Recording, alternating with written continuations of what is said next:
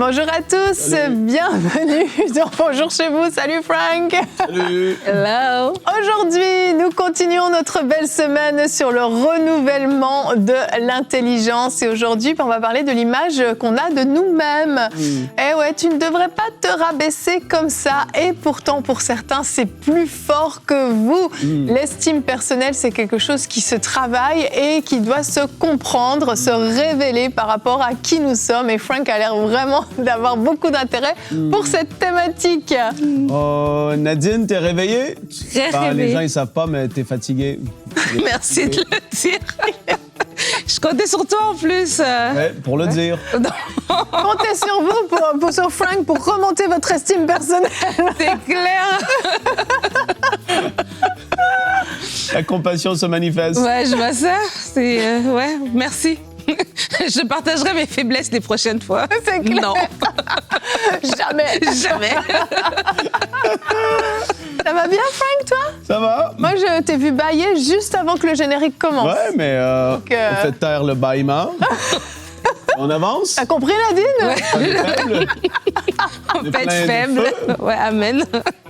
Vous voyez, c'est comme ça Amen. que Frank fait pour ne pas se rabaisser lui-même. Il a une très bonne estime de lui-même, c'est pour ça qu'il a été choisi pour cette émission. C'est pour ça que tu m'as choisi. Ben oui, c'est sûr. Hein. C'est sûr que c'est pas un vrai défi dans ta vie, mais bon, Nadine et moi, on est là pour compatir avec les gens.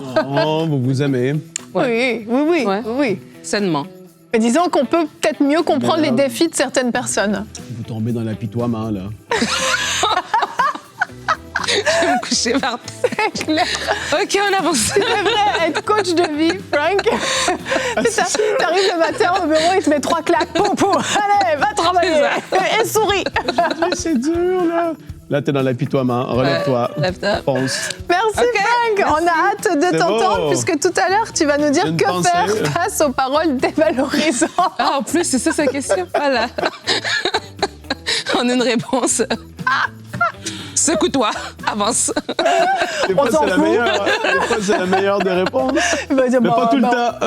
Pour de vrai, en plus, quand je t'ai donné la question, je pense que j'ai ri toute seule en imaginant le genre de réponse que tu pourrais donner, du genre, on s'en fout de ce que les autres disent. Ça en fait partie. On fait partie. Son point numéro 3. Oh, toi, Nadine, tu nous diras comment apprendre à s'aimer soi-même. Oui, une belle question. Elle s'aime beaucoup, c'est beau. Ouais, c'est vrai, mais sainement. Et on va voir Voilà, sainement. à travers la parole. comment- Exact. J'ai pas de honte là-dedans. Ce sont des rubriques, une question, une réponse. Je vous le rappelle, vous pouvez voter pour ces questions. Alors, exceptionnellement, je l'avoue, j'ai un peu triché pour celle-ci, parce que vous vouliez les 3 questions. Et j'en ai choisi 2, ceux qui me semblaient être le plus pertinentes. La première, vous l'avez vraiment choisie, comment s'aimer soi-même. Elle avait le max de votes. Et par rapport aux paroles valorisantes, c'était pas celle qui avait le plus de votes, mais je pense qu'elle est pertinente. Donc bon, j'avoue, j'ai un peu triché. Ah, Et comme mon intro est super longue, je Ouais. continue avec un commentaire partenaire. On est jeudi et on dit merci à nos partenaires avec le commentaire de Patience du Canada. Quel très beau nom. J'espère qu'elle est patiente. Hein. En tout cas, les parents, ils ont prophétisé avec ce nom. C'est magnifique. Elle nous dit, grâce à cette œuvre, prier n'est plus un fardeau. Lire ma Bible n'est plus ennuyeux et la charité est une telle joie pour moi. Merci de décortiquer la parole de Dieu pour moi. Je vois les fruits de tous vos enseignements dans ma vie. Mon caractère est devenu tellement agréable que mes proches croient que c'est un film. J'aime tellement quand elle Wow. dit ça. Que Dieu vous bénisse abondamment pour votre contribution à bâtir mon caractère. J'avoue, il est dans le top de mes commentaires celui-là beau parce que commentaire. beau. j'aime vraiment l'axe de Bonjour chez vous qui vient travailler le caractère. C'est quelque chose que je trouve super important. Et je me dis, ça, c'est une petite récompense. Ça vaut la peine. Alors, merci Patience d'avoir souligné ce que EMCI fait dans votre vie et merci pour votre soutien précieux. Merci à la grande famille des partenaires qui nous permet de continuer à diffuser ces émissions et de travailler le caractère et de renouveler l'intelligence de tous les téléspectateurs. Alors, je vais donner la parole à Frank parce qu'il est en train de s'endormir. C'est parti pour la pensée du jour.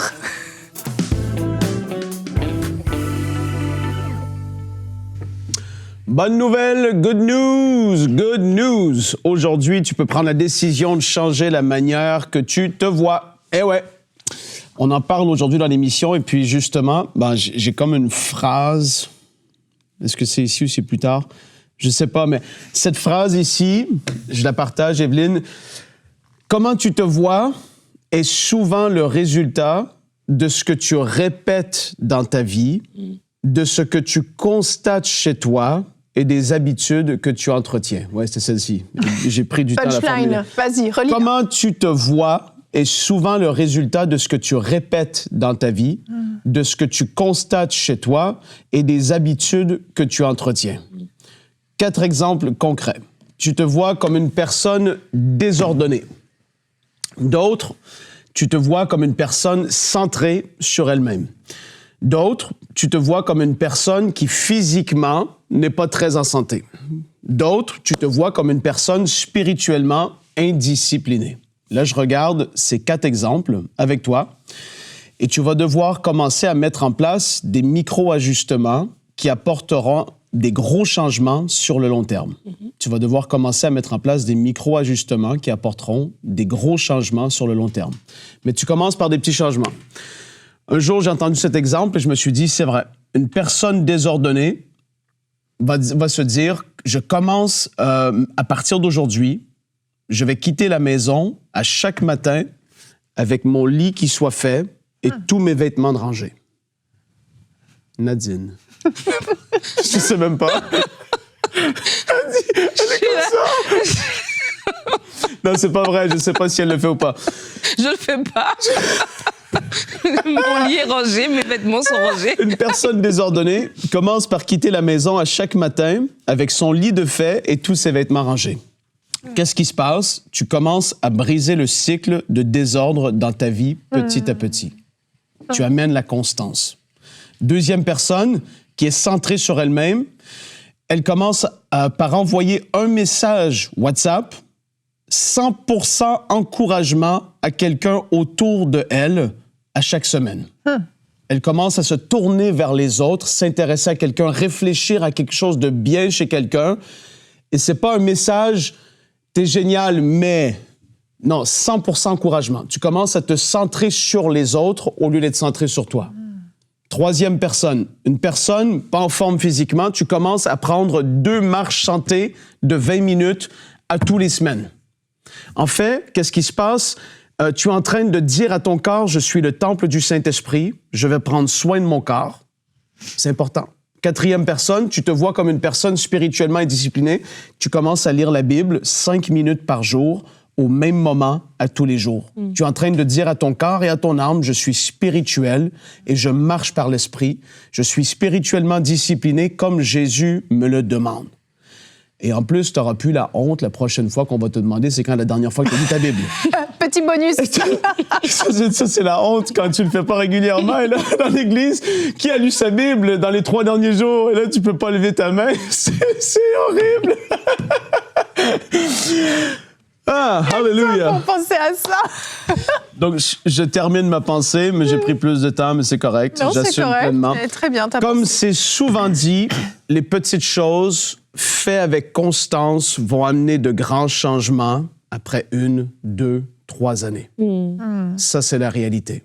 Mets-toi pas un objectif démesuré. Tu commences minuscule, petit, et à force de garder la cadence, tu vas voir, et c'est là qu'il se passe quelque chose, parce qu'on parle de comment se percevoir, je sais plus on est dans quoi, là, mais on parle De pas se rabaisser. De pas se rabaisser.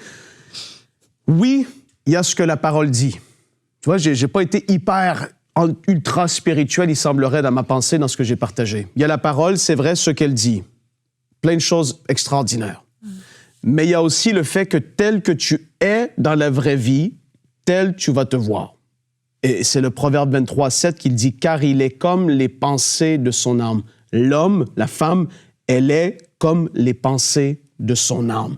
En changeant concrètement tes habitudes de manière ciblée, tu verras que ta perspective sur toi-même va évoluer. Parce que tu vas arrêter de te dire « Je suis tellement désordonné » parce que tu commences à mettre de l'ordre. Et alors que tu vas faire, ta façon de te voir va commencer à changer. Et c'est une réalité.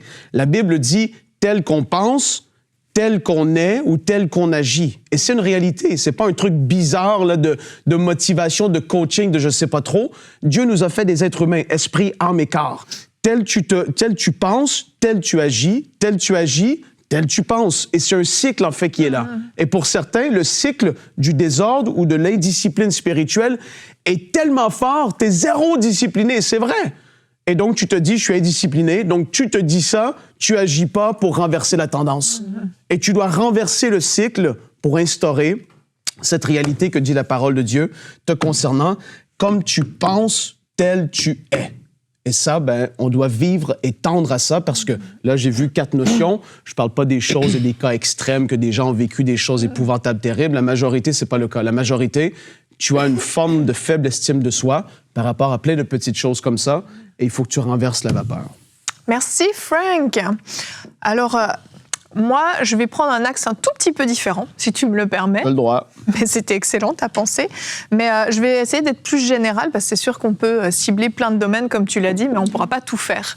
Mais souvent, les gens qui se rabaissent, qui ont une mauvaise estime d'eux-mêmes, ils ne vont pas aimer la personne qu'ils sont, au point où des qualités que Dieu a mis en eux vont devenir des défauts à leurs yeux parce qu'ils regardent un tel et un tel qui est à l'opposé de lui, bien souvent, et ils disent « moi, j'aimerais être comme lui, j'aimerais être comme elle », alors qu'en fait, tu n'as pas été conçu de la même façon.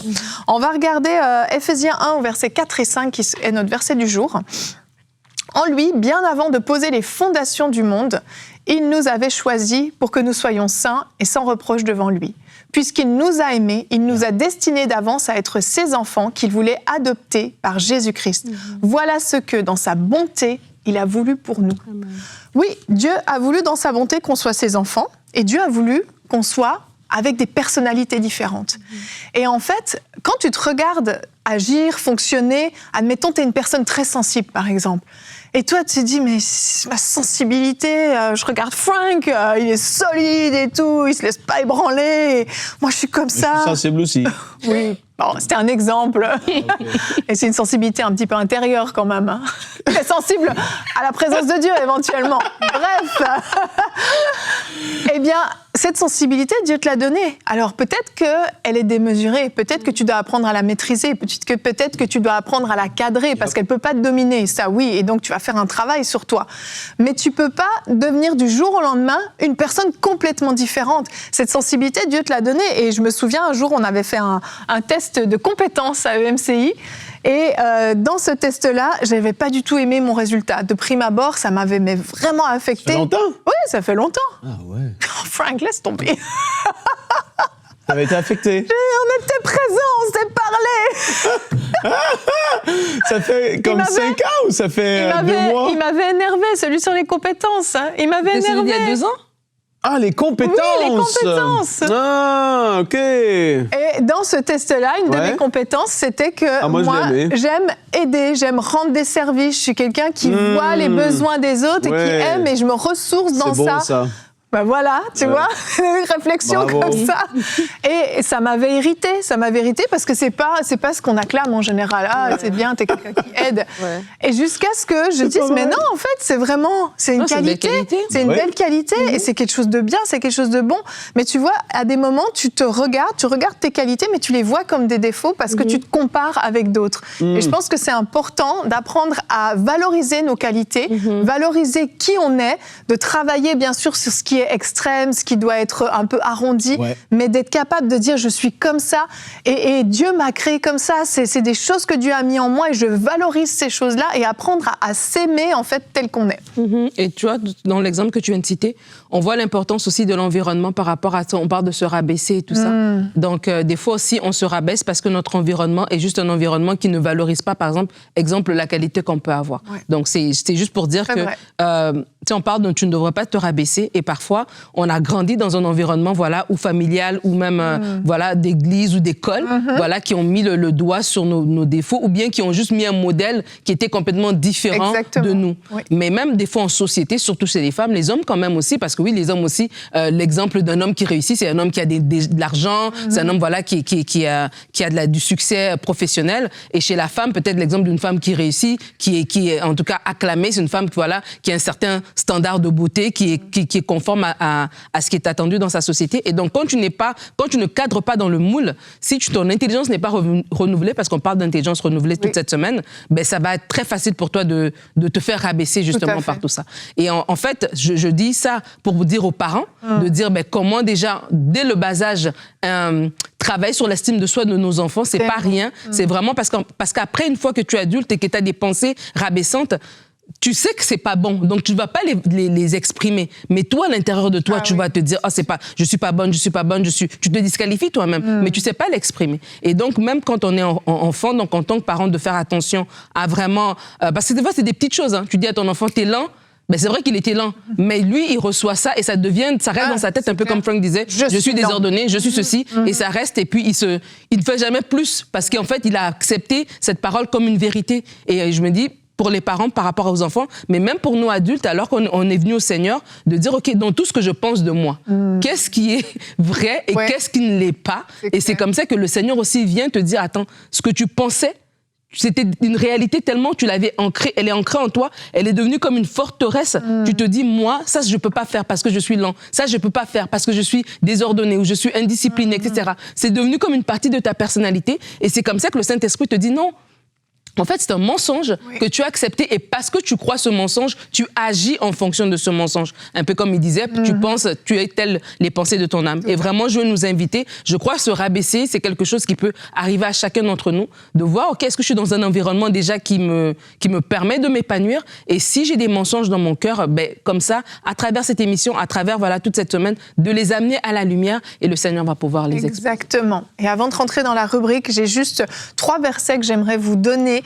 Matthieu 5, vous pouvez, à partir du verset 13, verset 16, vous êtes le sel de la terre, vous êtes la lumière du monde, voici ce que Dieu dit que vous êtes. Romains 8, au verset 16 et 17, dit que nous sommes héritiers de Dieu et co-héritiers avec Christ. C'est ça la vérité de ce que vous êtes. 1 Jean 3,1 dit que l'amour de Dieu s'est manifesté, il a témoigné son amour en nous appelant tout simplement enfants de Dieu. Vous êtes appelés enfants de Dieu, vous avez de la valeur, arrêtez d'en douter, vous avez de la valeur, vous êtes précieux aux yeux de Dieu. Et Nadine, on va voir maintenant comment apprendre à s'aimer soi-même dans la rubrique Une question, une réponse.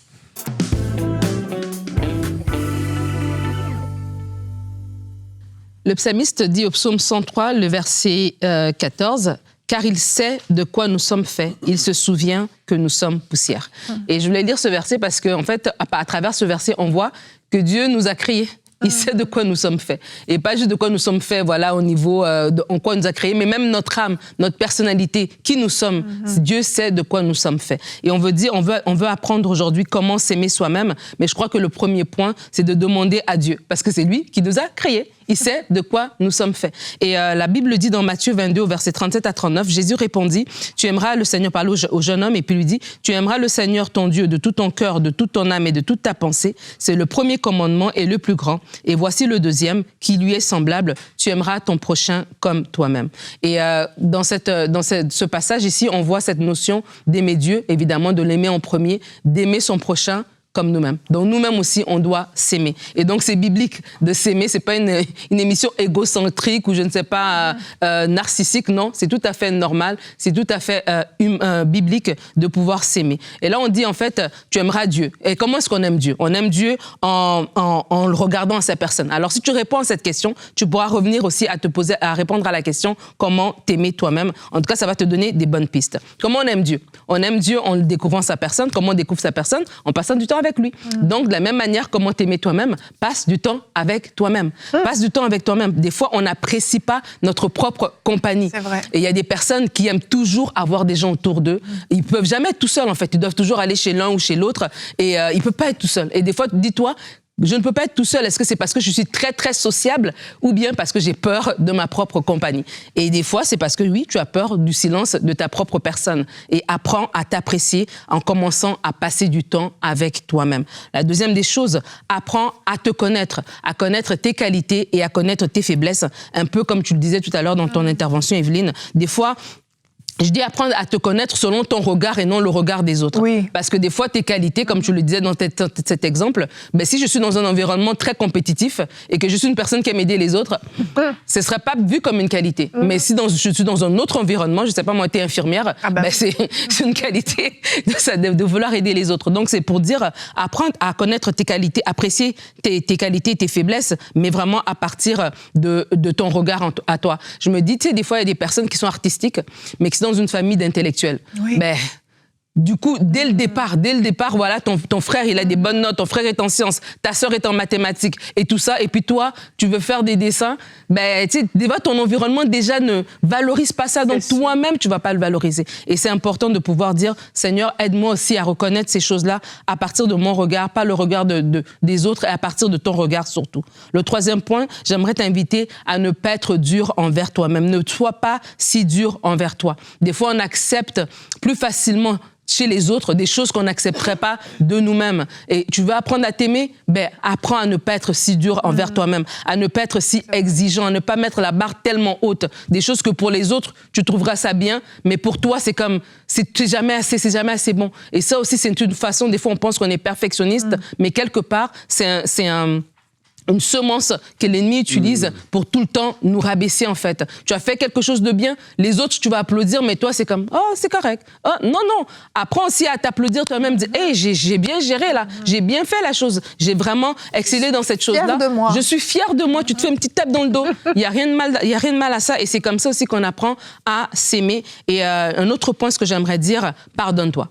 Pardonne-toi, pourquoi? Parce que beaucoup de personnes ne s'aiment pas, parce qu'ils s'en veulent des erreurs qu'ils ont commises et des erreurs peut-être qui l'ont fait coûter une relation, un travail, qui l'ont fait prendre du retard dans la vie, etc. Et apprendre à s'aimer, c'est aussi se pardonner. Se pardonner, c'est se regarder, OK, avec bienveillance. J'ai fait cette erreur, oui, je l'ai faite, je l'assume. J'ai posé cette action basée sur la personne que j'étais à ce moment-là, sur mon état d'esprit, sur voilà, mon état émotionnel, sur les informations que j'avais, et je me pardonne. Je vais avancer. Et vraiment, je vous invite aussi à vous pardonner. Des fois, on ne s'aime pas parce qu'on se voit nous-mêmes à travers un regard de condamnation et non à travers le regard de Dieu, qui est un regard d'amour envers nous. Et le cinquième point, fais-toi du bien. Comment tu vas apprendre à t'aimer toi-même, fais-toi du bien, gâte-toi, amène-toi au resto, voilà, achète-toi un vêtement si tu en as envie, fais-toi du bien, valorise-toi aussi. Des fois, on veut donner à tout le monde, mais on se donne rien. On se prive de beaucoup. Et vraiment, tu veux t'aimer toi-même aussi. Fais-toi du bien à ton corps. Frank parlait tout à l'heure de l'exercice. Mais vraiment, fais-toi du bien. Comprends que tu es la personne la plus importante de la vie. Parce qu'en fait, si t'es pas là, c'est fini, tu vois. Et donc, vraiment, par ces petites choses, je crois que ça va nous aider à apprendre à nous aimer. Génial, merci Nadine. Je vous lance le défi. Listez 10 choses que vous aimez vraiment et vous essayez chaque semaine d'en faire 3 ou 4 de la liste au moins. Des choses que vous aimez pour vous-même, choses qui vous font du bien, qui vous font plaisir. Vous allez voir, ça va vous faire beaucoup de bien. Frank, on s'attaque aux paroles dévalorisantes. Qu'est-ce qu'on fait avec ça quand on a un environnement qui nous écrase, qui nous dévalorise? Tu tiens le coup, Nadine? Trop fatiguée? Il est terrible. Frank, quand t'es à terre, il te frappe en C'est là qui t'écrase. Cette pensée, cette question, c'est pas facile. C'est quoi? C'est que faire face à des pensées dévalorisantes, c'est ça? Des paroles. Ah, des paroles. Ouais. Ah, ça change de direction. Aïe. C'est pas facile. Travailler avec moi, Evelyne, prends la tête. Non, c'est bon. On va s'ajuster. Paroles dévalorisantes, si elles viennent du milieu professionnel, rattachées à ton travail. Bon. Est-ce que tu viens de découvrir la question, là? Non, je sais pas. Scénario et tout. C'est sûr, il a des notes. Non. J'ai des notes, j'ai ma tablette. Si elles viennent du milieu professionnel, rattachées à ton travail. Ben, premièrement, est-ce que c'est de l'intimidation, vraiment ou pas? Si oui, mon conseil, règle cette chose. Si c'est spirituel ou si la source vient d'une personne, règle cette chose avec la personne. C'est-à-dire qu'il va falloir qu'il y ait un minimum, une expression de ce que tu ressens, ce qu'on pourrait mettre dans le mot confrontation. C'est-à-dire, il y a quelque chose qui se fait régulièrement et ça t'écrase. Comme on dit à des enfants à l'école, ils vivent une forme d'intimidation, mais à un moment donné, il faut se tenir. Il faut pouvoir pas accepter tout et se faire piétiner toute la vie. Il va falloir, à un moment donné, exprimer ce qu'on ressent, ce qu'on vit à cause de telle chose. Ça ne veut pas dire que tu dis à l'autre « Mais toi, t'es comme ça. » On n'est plus des enfants. On est rendu adulte, mature, mais on sait s'exprimer et se tenir et de pouvoir dire certaines réalités de ce qu'on vit et qu'on traverse. Là, il y en a qui vont dire « Oh, mais c'est difficile de faire ça. » Oui, mais tout ne sera pas facile dans la vie. Il y a des moments où est-ce qu'il faut se dire « OK, je vais me faire violence à moi-même, je vais faire quelque chose qui me sort de ma zone de confort parce qu'il y a des paroles dévalorisantes qui sont là, qui vont vouloir, on va le voir à un moment donné, venir amener beaucoup de problèmes dans la vie d'une personne. » En fait, concernant ce thème, ce qui est à la fois un peu bizarre, troublant, mais vrai, c'est qu'on accepte souvent un niveau de dévalorisation personnelle qui reflète la valeur qu'on se donne à nous-mêmes. Mm-hmm. En fait, si tu acceptes un niveau de dévalorisation personnelle élevé, les trois, on arriverait à l'endroit où ce que ça arrive, on serait tellement choqués, surpris, comme comment c'est possible? Et toi, en fait, tu l'acceptes, c'est parce que toi, ta personne, tu n'as pas premièrement appliqué ce qu'un peu Nadine a dit. Comment s'aimer soi-même, du moment que tu t'aimes toi-même, que tu as une bonne estime de toi, tu ne vas pas tolérer un fort niveau de dévalorisation parce que tu vas dire, je ne mérite pas ça. Je suis appelé à plus que ça. Et tu sais que c'est faux, surtout. Tout à fait. Ça. Mais quand tu ne le sais pas, tu penses que ces paroles, c'est la vérité. Ça, c'est clair. Et c'est là où ça t'atteint. Si c'est dans un couple, il va falloir en parler. Je vais ramener ça à ça parce que, je vous le dis, ça semble tellement simple, les amis, mais des choses qui sont simples ne sont pas simples à appliquer forcément. Des choses qu'on dit ici sur ce plateau, ce que j'ai dit tout à l'heure, ce que Nadine a partagé, Evelyne, ça semble des choses simples, mais tellement de peu de gens les appliquent. Si c'est dans ton couple, il va falloir en discuter. La jeune femme, peut-être qui regarde aujourd'hui, je l'ai mentionné un tout petit peu, comme un homme de Dieu a dit un jour, tu seras valorisé par le garçon qui va vouloir se rapprocher de toi au niveau que tu te valorises toi-même aussi. T'es pas marié encore, mais tu attires des personnes qui tu dis, mais c'est bizarre, c'est quoi ça? Mais en fait, c'est que tu te valorises pas toi-même et ça attire un niveau de valorisation très faible vis-à-vis de toi. C'est peut-être pas une règle absolue, mais quand même, dans beaucoup des cas, c'est ça. Ça se voit souvent, oui. Dans tes pensées, c'est comme on en a déjà parlé. Il va falloir qu'il y ait ce renouvellement de l'intelligence parce que des paroles dévalorisantes vont venir. Et là, il va falloir que tu les rejettes. Parce que soit que la pensée va s'enraciner en toi et cette chose qui est un mensonge et une attaque de l'ennemi va devenir une vérité pour toi alors que c'est faux. Et là, tu vas devoir dire, il y a une pensée négative qui vient. Tu ne vas pas confronter tout le monde, mais il y a une pensée qui vient et soudainement, ça fait 2 jours, 3 jours, 5 jours, tu y penses encore à une parole d'une discussion. Tu dis, mais c'est quoi cette affaire? Personne ne me dit ça. Et cette parole-là qui a été dite par une personne, même des fois qu'on peut aimer ou qui est autour de nous, elle commence à prendre racine. Là, il faut que tu dises, non, je rejette cette pensée, je rejette cette parole parce que c'est pas la vérité me concernant. Peut-être c'est arrivé 1 ou 2 fois, mais c'est pas vrai que je vais l'accepter comme devenant mon identité. Et cette parole négative, je la rejette maintenant. Dans le nom de Jésus, tu prendras pas racine en moi. Là, il faut prendre position spirituellement. C'est trop important. Si c'est dans des paroles littérales, je termine avec ça, je serais d'avis que tu dois t'affirmer et prendre position face aux paroles dévalorisantes ou même à certaines insultes qui sont faites. Dans certains milieux, il va même falloir que si ce serait moi qui serais dans cette position, ben moi, à un moment donné, je vais dire, à moins que Dieu me parle très clairement, je m'en vais, je pars, je ne sais plus ma place, c'est pas pour moi ici, on me valorise pas, on me dévalorise, c'est des paroles, c'est un climat toxique, Dieu a mieux pour moi. Et à un moment donné, à moins qu'il me dise, je n'ai pas terminé avec toi ici, moi, c'est direct que je pars. Ça se termine comme ça. Merci, Frank. Amen. C'est bon. Salut, Evelyne. C'est bien, Frank. Bravo. Je vous encourage également à filtrer vraiment ces paroles dévalorisantes et à toujours vous demander est-ce que c'est la vérité ou non. Et les 3/4 du temps, vous verrez que c'est faux, en tout cas des paroles qui sont dites vraiment dans le but de faire mal, de détruire. Et si c'est faux, si c'est un mensonge, que ça ne devienne pas une vérité en vous. Rappelez-vous dans ces moments-là qui vous êtes, citez les versets qui parlent de votre identité, de comment Dieu vous voit, et vous renversez ces mensonges parce que la réalité, c'est que si c'est faux, vous n'avez même pas à vous arrêter 1 seconde sur ces paroles-là. Vous avez simplement à les balayer d'un coup de main.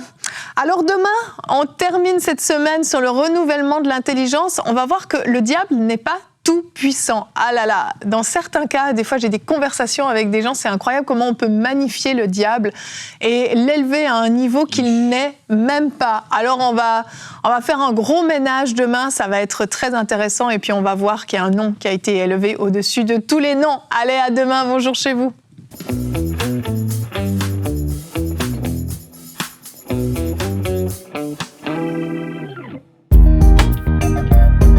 Merci à tous nos précieux partenaires grâce auxquels cette émission a pu être réalisée.